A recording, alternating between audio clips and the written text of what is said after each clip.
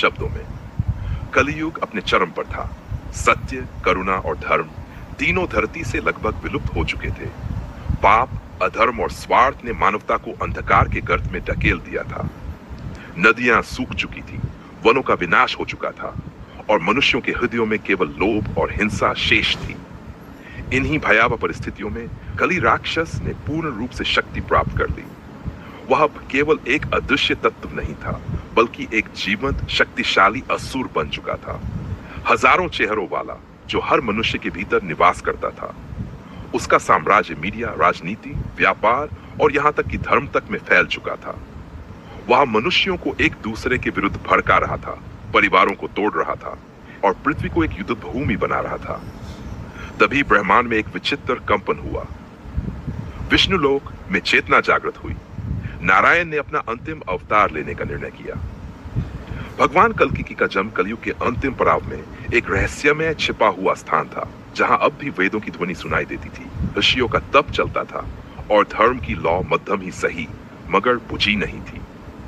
वहीं एक तपस्वी दंपत्ति विष्णुयश और सुमति ने वर्षों तक विष्णु से प्रार्थना की और फिर आषाढ़ पूर्णिमा की रात, जब आकाश में सभी ग्रह एक अद्भुत स्थिति में थे, भगवान कल्की ने जन्म लिया। जैसे ही शिशु ने जन्म लिया, आकाश में एक तेजस्वी घोड़े की आवाज गूंजी, देवदत्त का आगमन हुआ।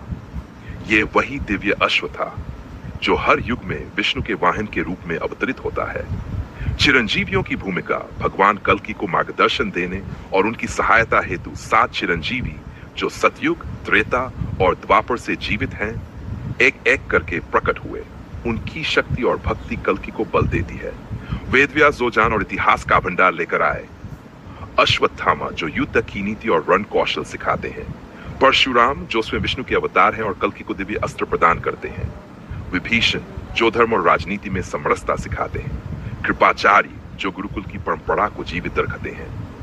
मार्कंडेय, जो समय के पार जाकर आने वाले संकटों का पूर्वाभास कराते हैं। धर्म युद्ध की शुरुआत जब कल्की युवावस्था में पहुंचे, उन्होंने चिरंजीवियों से प्रशिक्षण प्राप्त कर लिया था। उन्होंने धर्म सेना की स्थापना की, जिसमें वे लोग थे जो अभी भी सत्य और न्याय में विश्वास करते थे। कल्की का उद्देश्य केवल कली राक्षस को पराजित करना नहीं था, बल्कि मनुष्यों के भीतर से उसके बीज को भी नष्ट करना था। कली राक्षस ने भी अपनी सेना बढ़ा ली थी। माया, लोभ, मोह और अहंकार उसके 4 सेनापति थे। युद्ध आरंभ हुआ और वर्षों तक चलता रहा। ये युद्ध केवल अस्त्र शस्त्र से नहीं, विचारों, संकल्पों और आत्मबल से भी लड़ा गया। अंत की ओर अंततः भगवान कल्की ने जान